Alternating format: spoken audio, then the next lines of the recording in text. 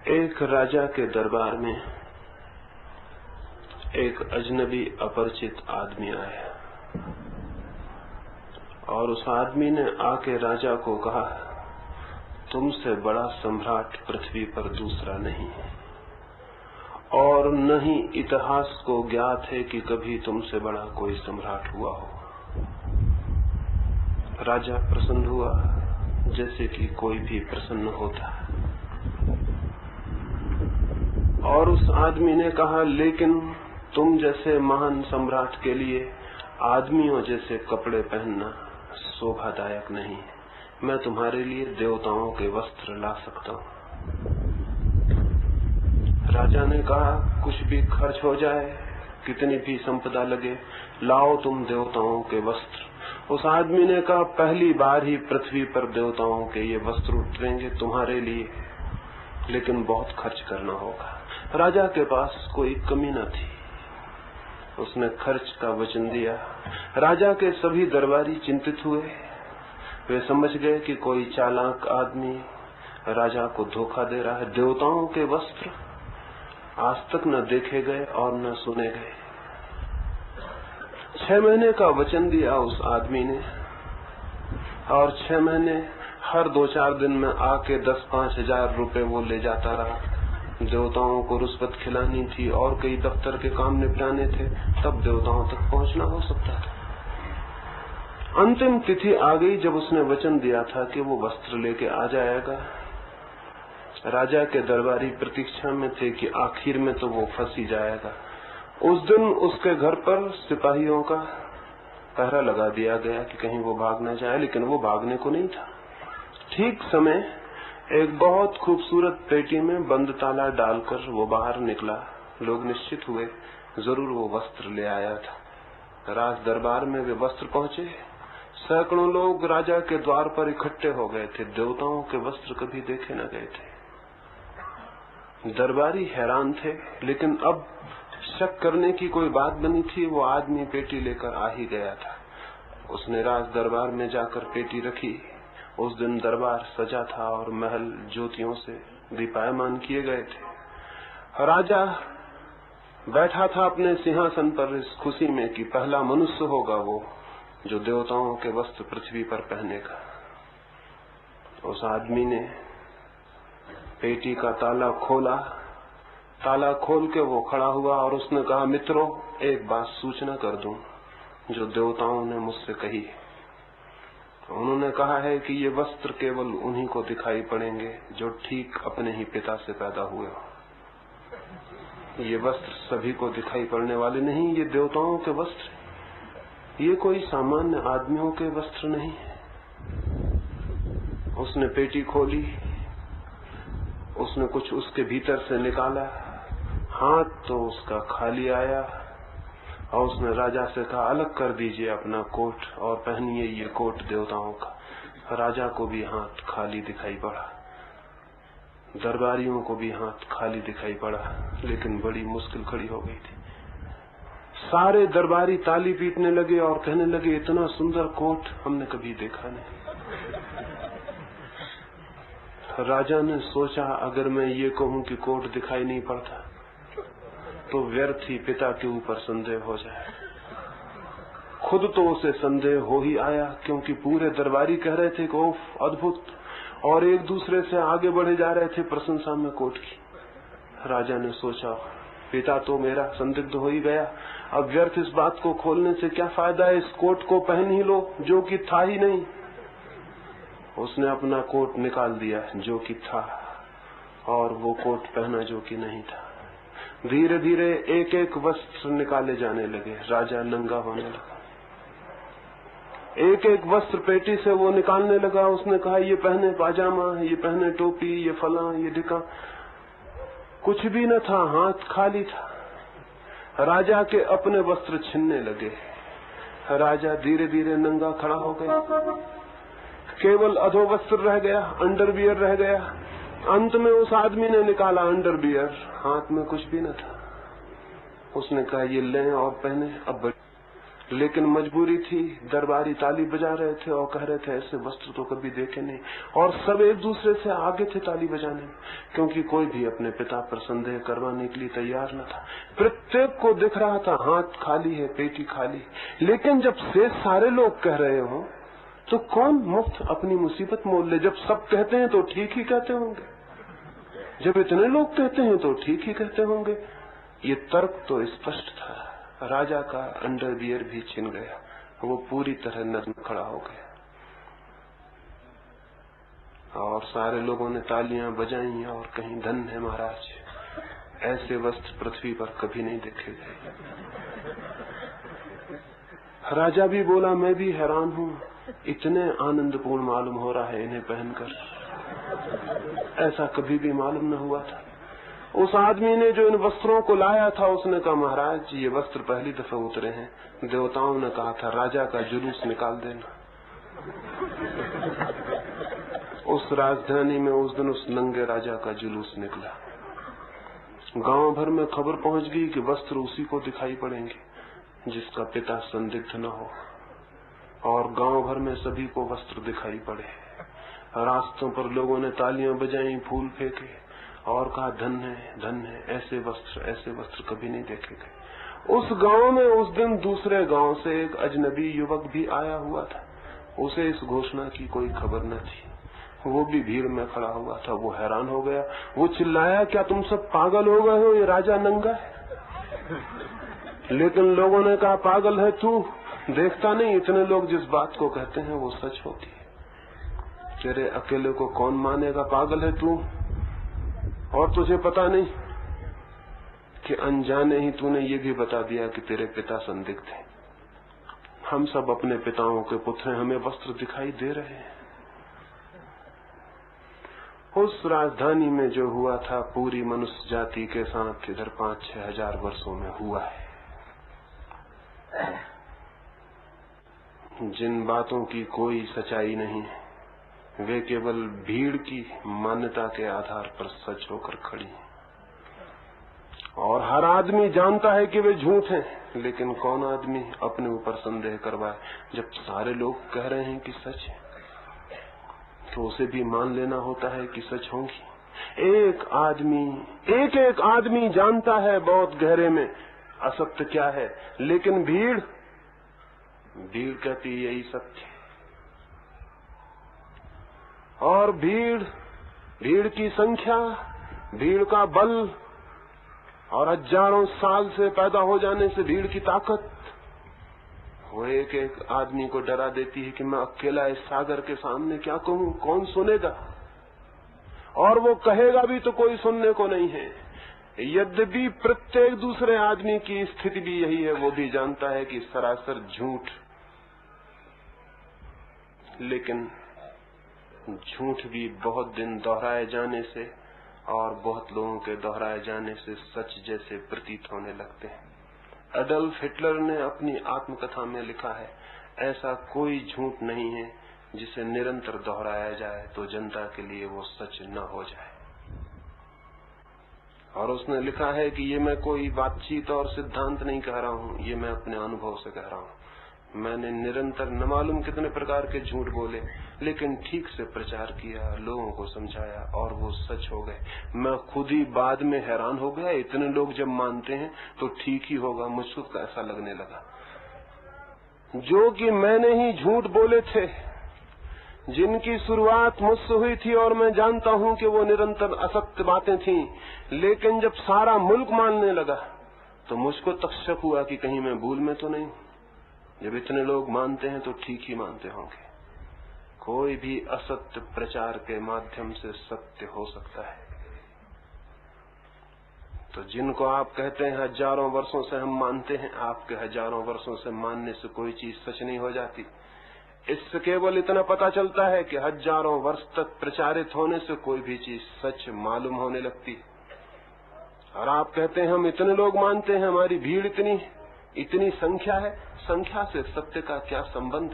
सत्य कोई डेमोक्रेटिक, कोई लोकतांत्रिक पार्लियामेंट थोड़ी है कि वहां आपने हाथ उठा दिए तो सत्य का निर्णय हो जाएगा कि जिनके पक्ष में ज्यादा हाथ है वो जीत जाएंगे। कोई लोकतंत्र नहीं है सत्य। सत्य को भीड़ की आवाज और हाथों का उठाया जाना नहीं है। उसका निर्णय कोई मत से नहीं होता। पुराने होने से कोई चीज सच नहीं हो जाती और न नए होने से कोई चीज झूठ हो जाती। ये कोई कसौटियां नहीं है। फिर मैंने आपसे ये नहीं कहा है कि जो कुछ भी आप मानते हैं वो असत्य है। मैंने ये कहा है मानना असत्य है और इन दोनों बातों में भेद है। मैंने आपसे ये नहीं कहा है कि जो कुछ आप मानते हैं असत्य है। मैं क्यों कहूं, मुझे क्या प्रयोजन। मैंने आपसे ये कहा है मानने वाली बुद्धि असत्य है, विचार करने वाली बुद्धि सत्य है। जो मान लेता है और विचार नहीं करता उसकी बुद्धि असत्य है, उसकी चित्त की दशा असत्य है। वो फिर जो भी मान ले वो भी असत्य होगा। जिन चीजों पर आपने कभी सोचा नहीं, खोजा नहीं, उन्हें किस भांति मान लिया है। क्यों मान लिया है? सिर्फ इसलिए कि बहुत लोग मानते हैं, सिर्फ इसलिए कि बहुत लोग स्वीकार करते हैं। ये जो स्वीकृति है बहुत लोगों के आधार पर कड़ी हुई, यही मनुष्य के चित्त पर सबसे बड़ा बंधन है। और जिस व्यक्ति को सत्य की खोज में निकलना हो उसे मान्यता के, बिलीफ के, विश्वास के सारे बंधन तोड़ देने पड़ते हैं। उसे अपने चित्त को मुक्त करना होता है मान्यता से, ताकि वो जान सके। जो मानता है वो जानने से वंचित रह जाता है। जो दूसरे पर विश्वास कर लेता है उसकी खुद की खोज समाप्त हो जाती है। और जो इस भांति स्वीकार करता है वो अंधा है और अंधे के लिए सत्य का दर्शन असंभव है। आंख चाहिए विचार करने वाली, खोजने वाली, सोचने वाली, चिंतन करने वाली, स्वतंत्र निष्पक्ष बुद्धि चाहिए। विश्वासी की बुद्धि निष्पक्ष नहीं होती। विश्वासी की बुद्धि पक्षपात ग्रस्त होती है, प्रेजुडिस्ड होती है। और जो पक्षपात से भरा है वो कभी निष्पक्ष होकर सोच नहीं पाता। और जो निष्पक्ष होकर नहीं सोच पाता है वो कैसे उपलब्ध हो पाएगा उसे जो कि सत्य है। ये सवाल नहीं है कि कितने वर्षों से कोई बात दोहराई जा रही है। हजारों ऐसी मूढ़ताएं हैं जिनका इतिहास हजारों वर्ष पुराना है। जमीन को हजारों वर्षों तक गोल माना जाता था, नहीं माना जाता था, चपटी माना जाता था। फिर एक दिन जिस आदमी ने कहा जमीन गोल है, लोगों ने कहा माफी मांग लो, ऐसी बात कभी मत कहो। हजारों वर्षों से जो बात मानी जाती रही है वो सच है। उस आदमी को मजबूर किया अदालत में ले जाके कि तुम माफी मांग लो नहीं तो फांसी लगा देंगे। वो बेचारा बूढ़ा आदमी था जिसने ये बात कही थी। 70 साल के ऊपर उसकी उम्र हो गई थी। उसे एक गांव से घसीटकर राजधानी तक ले जाया गया था। उसे घुटने के बल जबरदस्ती खड़ा कर दिया गया और कहा मांग लो माफी और कहो परमात्मा से कि मैंने एक झूठी बात कही है, क्योंकि जो सब लोग मानते हैं और जो बाइबल तक में लिखा हुआ है कि जमीन चपटी, तो तुम कौन हो गोल बताने वाले? और बाइबल तो भगवान के पुत्र की किताब है, तो उसमें कहीं झूठ हो सकता है, असत्य हो सकता है। उस बेचारे ने क्षमा मांग ली, लेकिन क्षमा मांगते वक्त उसके मुंह से एक सच्ची बात निकल ही गई। उसने कहा कि परमात्मा मैं माफी मांग लेता हूँ और मैं कह देता हूँ कि जमीन चपटी है, गोल नहीं, लेकिन मेरे कहने से क्या होता है। उसने पीछे एक बात जोड़ी, लेकिन मेरे कहने से क्या होता है, जो है वो है। जमीन तो गोल ही है। हजारों वर्षों तक हम समझते थे कि सूरज जमीन का चक्कर लगाता है। जिस आदमी ने पहली दफा कहा कि नहीं सूरज जमीन का चक्कर नहीं लगाता, जमीन ही सूरज का चक्कर लगाती, तो बहुत बहुत परेशानी हो गई। हमने कहा ये नहीं हो सकता, ये कभी नहीं हो सकता। हजारों साल तक लोग नासमझी की बात मान सकते थे क्या? हम रोज आंखों से देखते हैं कि सूरज डूबता है, उगता है। लेकिन जैसे जैसे हमारी समझ बढ़ी हमने जाना कि नहीं, जमीन ही चक्कर लगाती है सूरज के, सूरज नहीं लगाता। और कितने ही हजारों वर्षों से ये बात कही गई हो, इससे कोई फर्क नहीं पड़ता है। सूरज तब भी चक्कर नहीं लगाता था जब हम मानते थे कि चक्कर लगाता था, अब भी नहीं लगाता है। हमारी मान्यता से सत्य प्रभावित नहीं होता। सत्य अपनी जगह है। हमारी मान्यता गलत होगी तो हम गलत और अंधेरे में भटकते रहेंगे। हमारा बोध स्पष्ट होगा तो हम सत्य के निकट पहुंच जाएंगे। सत्य हमारी मान्यता से प्रभावित नहीं होता, लेकिन हमारी मान्यता हमको प्रभावित कर देती है और अंधेरे में ढकेल देती है। क्या करें? इन 3 दिनों में मैंने आपसे ये कहा है, अपने विचार को निष्पक्ष, मान्यता से मुक्त, परंपरा, रूढ़ियों से ऊपर उठाना जरूरी है। अगर कोई जानना चाहता हो उसे जो कि है, अगर परमात्मा को खोजना हो तो परमात्मा के नाम से जो बताया गया है उसे पकड़ के बैठ रहना खतरनाक है। उसे छोड़ देना होगा, उसे छोड़ देना होगा, इसलिए कि उसका अभी पकड़ना अंधेरे में पकड़ना है, और जो उसे पकड़ के तृप्त हो जाता है फिर वो सच्चे परमात्मा की खोज ही नहीं करता, उसे कोई जरूरत नहीं रह जाती। इसलिए मैंने जोर दिया है कि आपका चित्त निष्पक्ष हो, विचारपूर्ण हो, जागरूक हो, अंधा न हो, विश्वासी न हो, विवेक युक्त हो। अब तक कहा जाता रहा है विश्वास धर्म है, मैं आपसे कहता हूं विश्वास अधर्म है। विश्वास धर्म नहीं है, धर्म है विवेक, धर्म है विचार। और चूंकि ये कहा जाता रहा है कि विश्वास धर्म है, इसी वजह से धर्म पीछा पड़ गया, विज्ञान के मुकाबले हारता चला गया। क्योंकि विज्ञान है विचार, विज्ञान विश्वास नहीं है।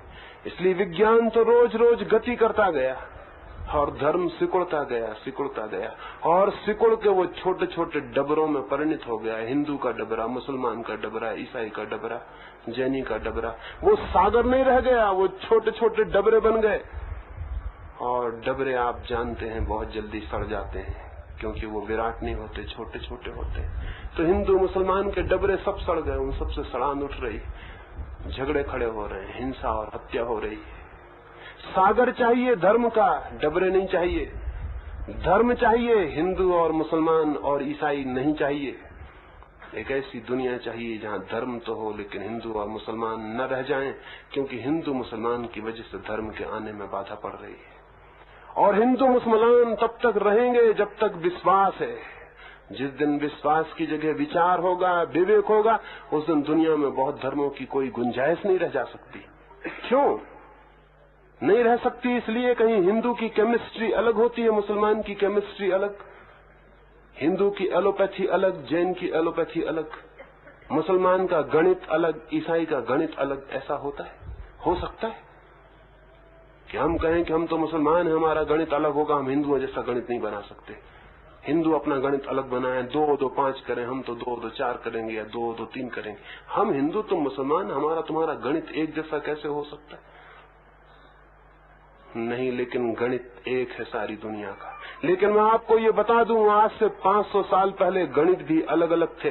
हिंदुस्तान में जैनियों का गणित अलग था, हिंदुओं का गणित अलग था। कैसे पागलपन की बात है, गणित और अलग अलग हो सकते। लेकिन विचार ने खोज की, विवेक ने खोज की, हम यूनिवर्सल सार्वलौकिक नियमों पर पहुंच गए। गणित एक है दुनिया का, चाहे कोई कम्युनिस्ट मुल्क में रहता हो, चाहे कोई अमेरिका में रहता हो, चाहे कोई चीन में रहे, चाहे पाकिस्तान में, चाहे हिंदुस्तान में, गणित एक है। गणित विज्ञान बन गया, गणित विचार के द्वारा उपलब्ध हुआ, इसलिए एक हो सका। धर्म अनेक क्यों है? जब जमीन के कानून एक हैं और जब पदार्थ के नियम एक हैं, तो आत्मा के नियम अनेक कैसे हो सकते हैं? जब सामान्य पदार्थ के नियम सार्वलौकिक हैं, यूनिवर्सल हैं, तो परमात्मा के नियम भी अलग अलग कैसे हो सकते हैं? वे भी यूनिवर्सल हैं। लेकिन हमारे विश्वास के कारण हम उन सार्वलौकिक नियमों को खोजने में असमर्थ हैं। हमारा विश्वास हमें रोकता है, वो कहता है यही सत्य है, तो फिर सत्य की खोज नहीं हो पाती। जब तक जमीन पर हिंदू मुसलमानों में बटे हुए होंगे लोग, तब तक धर्म नहीं उतर सकता। और यही सारे लोग चिल्लाते हैं कि धर्म नष्ट हो रहा है, और यही उसके हत्यारे। यही सारे लोग चिल्लाते हैं कि दुनिया से धर्म समाप्त हो रहा है। धर्म समाप्त होगा, क्योंकि विश्वास पर खड़ा हुआ धर्म धर्म ही नहीं है। लेकिन क्या विचार पर धर्म खड़ा हो सकता है? मैं कहता हूं हाँ, विचार पर धर्म खड़ा हो सकता है। और जिन लोगों ने भी धर्म को जाना है, महावीर ने, बुद्ध ने, क्राइस्ट ने, मोहम्मद ने, राम ने, कृष्ण ने, उन्होंने विश्वास के आधार पर नहीं जाना है, अपनी खोज, अपना विवेक, अपनी चेतना के जागरण से जाना है। दुनिया में आज तक जब भी धर्म जाना गया है तब वह एक अत्यंत वैचारिक खोज की तरह जाना गया है, अंधे विश्वास की तरह नहीं। इसलिए मैं कहता हूं, चाहे कितने ही लोग मानते हो और चाहे कितने ही हजारों साल से मानते हो, इस बात को अथॉरिटी मत बना लेना कि 1000 साल से कोई मानता है इसलिए वो सच्ची बात होनी चाहिए। मैं ये नहीं कह रहा हूं कि वो जरूरी रूप से झूठ है। मैं ये कह रहा हूं आपका ये मानने का ढंग और तर्क गलत है।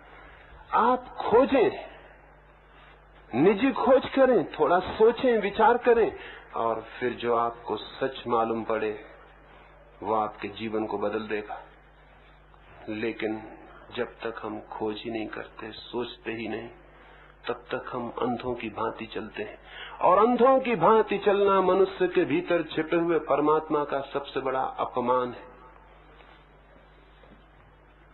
मनुष्य होने की पहली शर्त है स्वयं की चेतना और विवेक के प्रति दायित्व, स्वयं की स्वतंत्रता, सामर्थ्य और शक्ति के प्रति समर्पण, स्वयं के भीतर जो छिपा है उसकी अथक खोज, स्वयं में जो बीज रूप से बैठा है उसे पूर्णता तक पहुंचाने का साहसपूर्ण प्रयत्न।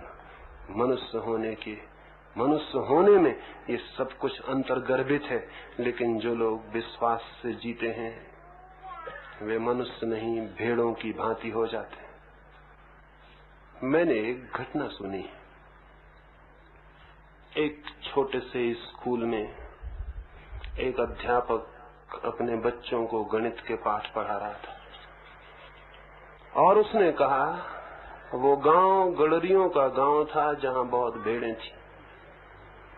तो उसने गांव के उन बच्चों को समझाने के लिए कहा, एक छोटी सी बगिया में 12 भेड़ें बंद हैं।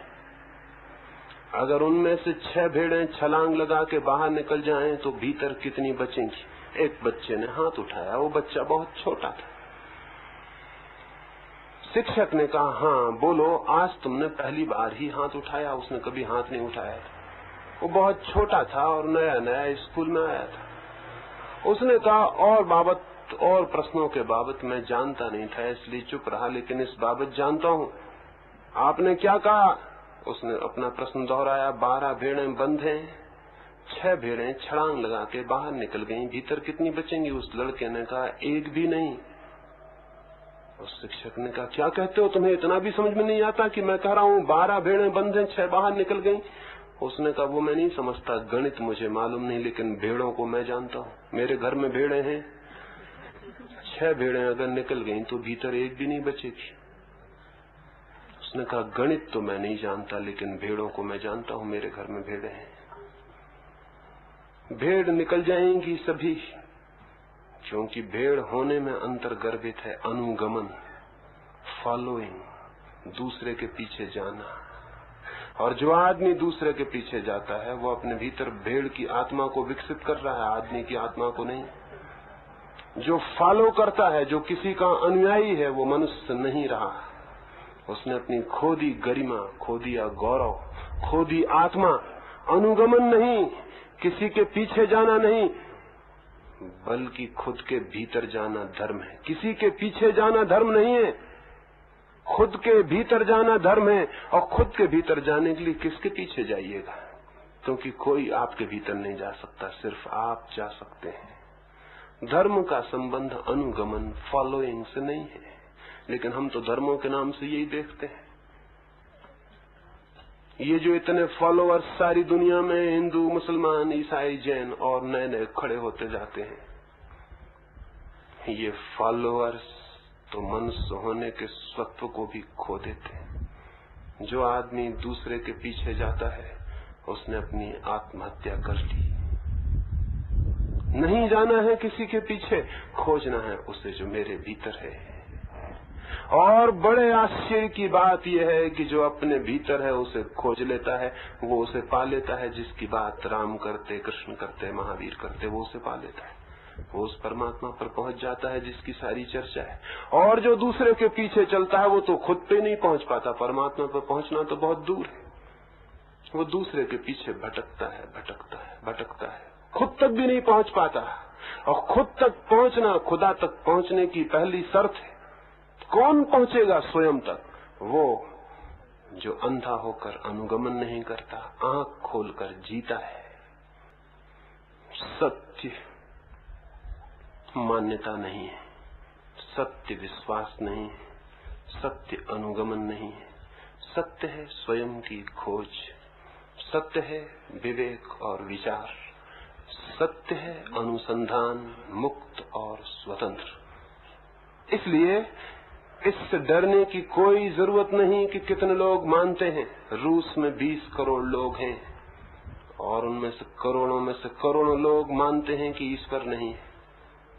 वहां एक बच्चा पैदा होता है, वो देखता है 20 करोड़ लोग मानते हैं ईश्वर नहीं, वो भी मानने लगता है कि ईश्वर नहीं। वो कहेगा कि 20 करोड़ लोग मानते हैं तो क्या गलत मानते होंगे? 20 करोड़ लोग मानते हैं तो क्या झूठ मानते होंगे? हमारे महापुरुष लेनिन, मार्क्स, स्टालिन, खुर्शियोव मानते हैं कि ईश्वर नहीं है, तो क्या गलत मानते होंगे? इतने इतने बड़े महापुरुष, इतना बड़ा देश, इतनी बड़ी ताकत, 20 करोड़ लोग, तो क्या झूठ मानते होंगे?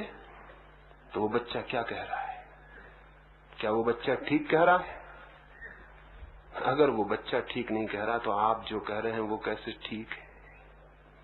आप भी गलत कह रहे हैं, वो भी गलत कह रहा है। ये सवाल ही नहीं है कि क्या मानते हैं आप, सवाल ये है कि दूसरों को देख के मानना गलत है। उसमें आप अपने को खो देते हैं। और मैं तो चूंकि स्वयं की खोज की बात कर रहा हूं, इसलिए खुद को खो देने की किसी भी शर्त को मानने को राजी नहीं हूं। इसलिए मैंने कहा कि मुक्त हो जाना जरूरी है। ज्ञान से मुक्त हो जाना जरूरी है, तो बड़ी अजीब बात है। निश्चित ही ज्ञान से भी मुक्त हो जाना जरूरी है। किस ज्ञान से? जो केवल शब्दों, विचारों, सिद्धांतों और किताबों से उपलब्ध होता है। उसमें कोई प्राण नहीं होते, वो एकदम निष्प्राण, थोथा, बासा, उधार, बारोड होता है। उसमें कोई प्राण नहीं होते, वो जीवन को कोई गति नहीं देता। वो वैसे ही होता है जैसे एक आदमी तैरने के संबंध में किताबें पढ़ ले, बहुत किताबें पढ़ ले, दुनिया में जितनी किताबें लिखी हैं पढ़ ले, 10-5 भाषाएं सीख ले तो 10-5 भाषाओं में जितनी किताबें हैं वो पढ़ ले, 50 साल जिंदगी के खत्म कर दे और तैरने के बाबत दुनिया का सबसे बड़ा विचारक हो जाए।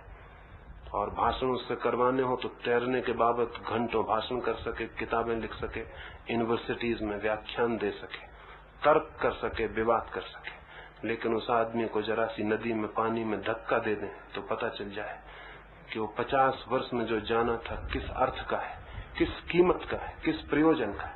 वो ज्ञान था। लेकिन तैरना ज्ञान से नहीं आता, तैरना तैरने से आता है। और तैरना और ही बात है। एक फकीर था मुल्ला नसरुद्दीन, वो एक नदी पर कुछ दिनों तक माझी का काम करता था। छोटी सी नाव थी, उसमें लोगों को पार ले जाता था। उस गांव का एक बहुत बड़ा विद्वान, गणितज्ञ, बहुत पुरानी भाषाओं का जानने वाला पंडित, वो एक दिन उसकी नाव पर बैठा और नदी के पार गया। बीच में सहज ही उसने नसरुद्दीन को कहा, तुम गणित शास्त्र जानते हो? वो गणित शास्त्र का पंडित था। नसरुद्दीन ने कहा, नहीं महाराज। उस पंडित ने कहा, तेरा 4 आना जीवन व्यर्थ हो गया। फिर थोड़ी बात आगे चली, उसने कहा, तू धर्म शास्त्र जानता है? उसने कहा, नहीं महाराज। उस पंडित ने कहा, तेरा और 4 आना जीवन नष्ट हो गया, 8 आना बेकार हो गए। और थोड़ी बात चली, उसने कहा, तू दर्शन शास्त्र जानता है? उस मल्लाह ने कहा, नहीं महाराज। वो पंडित हंसने लगा। उसने कहा, तू जीवन बेकार ही करने को उतारू है क्या? 12 आना जीवन नष्ट हो गया। और तभी उठाया जोर का तूफान, नाव डगमगाने लगी। तो मुल्ला नसरुद्दीन ने पूछा, पंडित जी तैरना आता है?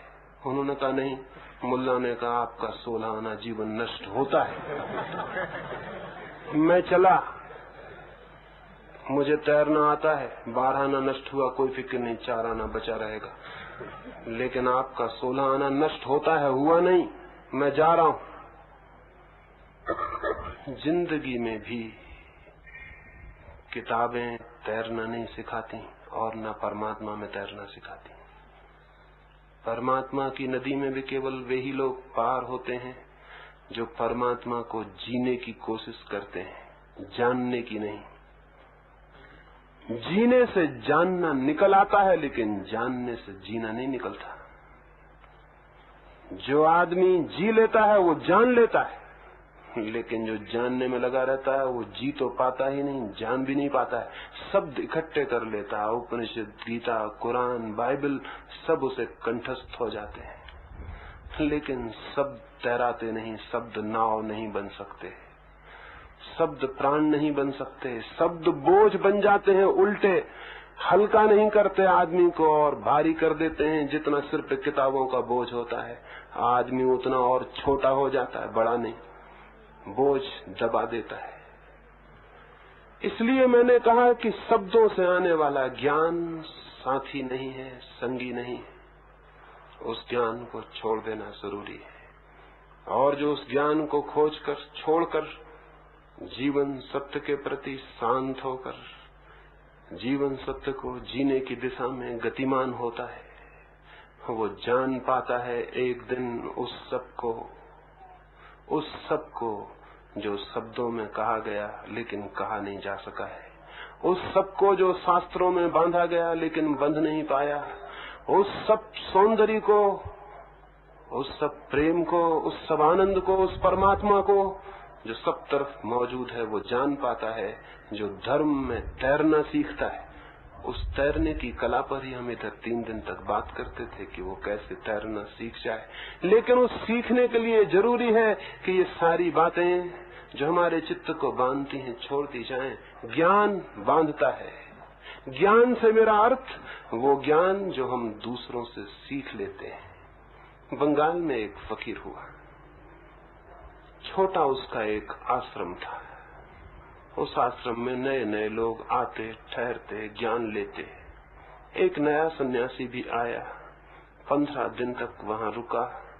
उसने उस वृद्ध सन्यासी की बातें सुनी, लेकिन उसे लगा कि उस वृद्ध सन्यासी के पास बहुत बातें नहीं है, थोड़ी सी ही बातें हैं, रोज रोज उन्हीं को दोहरा देता है। 15 दिन में ऊब जाना युवक का स्वाभाविक था। वो ऊब उठा और उसने सोचा, छोड़ दूं इस आश्रम को, कहीं और खोजूं। ये जगह मेरे लिए नहीं, ये गुरु मेरे लिए नहीं, ये तो बंधी हुई कुछ थोड़ी सी बातें दोहराता है और बात समाप्त। इनको कब तक सुनूंगा और क्या सीखूंगा। लेकिन जिस संध्या वो छोड़ने को था, उसी संध्या कोई बात घट गई और फिर उस युवक ने वो आश्रम कभी नहीं छोड़ा। क्या घट गई उस रात बात? एक और सन्यासी आ गया कहीं से, और रात उस आश्रम के अंतेवासी इकट्ठे हुए। वो जो नया सन्यासी आया था, उसने 2 घंटे तक तत्व की बड़ी गहरी बातें की, बड़े सूक्ष्म, बड़े बारीक सिद्धांत समझाए। जो युवक सन्यासी छोड़ना चाहता था, वो भी बैठ के सुनता था। उसके मन में हुआ, ओह, गुरु हो तो ऐसा, कितनी गहरी इसकी बातें, कितने सूक्ष्म इसके विचार, कितनी पैनी इसकी दृष्टि, कैसा कुशल इसका तर्क। धन्य हुआ, ऐसा गुरु हो, इसी के साथ चला जाऊं कल सुबह।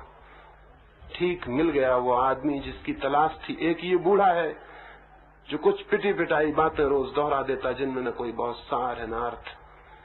सोचा उस युवक ने कि आज इस वृद्ध सन्यासी के मन में कितना न ग्लानि अनुभव होती होगी, अपमान, कितना इसकी प्रतिभाहीन हो गई होगी। मन ही मन में कितनी हीनता लगती होगी।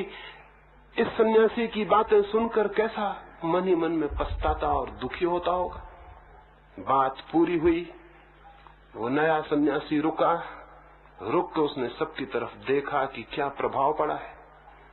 उसने उस बूढ़े सन्यासी से पूछा, महानुभाव, मैंने जो बातें कही क्या सोचते हैं उस संबंध में?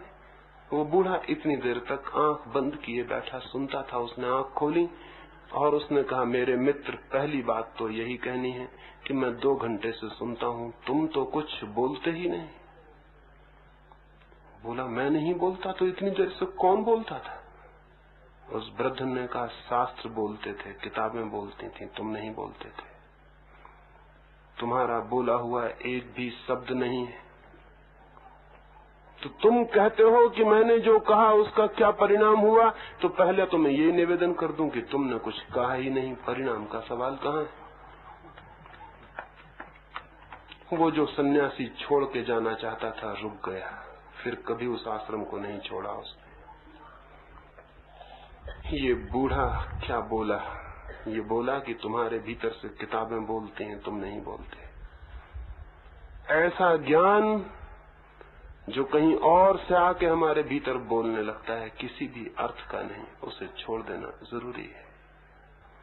और तब जागेगा वो जो हमारे भीतर छिपा है। दो तरह के ज्ञान हैं। एक तो ज्ञान होता है कुएं की भांति, और एक ज्ञान होता है हौज की भांति। हौज में हम क्या करते हैं? मिट्टी लाते, ईंट लाते, पत्थर इकट्ठे करते, दीवार बनाते, हौज का घेरा बनाते, फिर कहीं से पानी लाके हौज में भर देते हैं। हौज में अपना कोई पानी नहीं होता, हौज में सिर्फ अपनी ईंटें पत्थर की दीवार होती है। हौज में कोई पानी नहीं होता, हौज केवल दीवार होती, ईंट पत्थर की घेरा होता है। लेकिन कुएं में काम उल्टा करना पड़ता है। कुएं में सबसे पहले ईंट पत्थर मिट्टी जो कुछ हो उसे निकाल के अलग करना पड़ता है, लाना नहीं पड़ता, अलग करना पड़ता है। हौज में लाना पड़ता है, कुएं में अलग करना पड़ता है। और जब सारी मिट्टी पत्थर ईंट अलग हो जाते तो नीचे से वो निकल आता है जो जल का स्रोत है। कुएं में जल है, ईंट पत्थर ऊपर पड़े हैं, उन्हें अलग कर देना होता। हौज में जल नहीं है, जल लाना पड़ता, रोकने के लिए ईंट पत्थर की दीवार बनानी पड़ती। ज्ञान भी ठीक ऐसे ही दो तरह का होता है। एक हौज वाला ज्ञान होता है जिससे पंडित पैदा होते हैं। पंडित ईंट पत्थर इकट्ठा करके दीवार बना लेता अपने दीवार में। हिंदू होने की दीवार, मुसलमान होने की दीवार, वेदांती होने की दीवार, फलावादी होने की दीवार, सब तैयार कर लेता दीवार। फिर जगह जगह से पानी ले आता और अपनी हौज में भर लेता।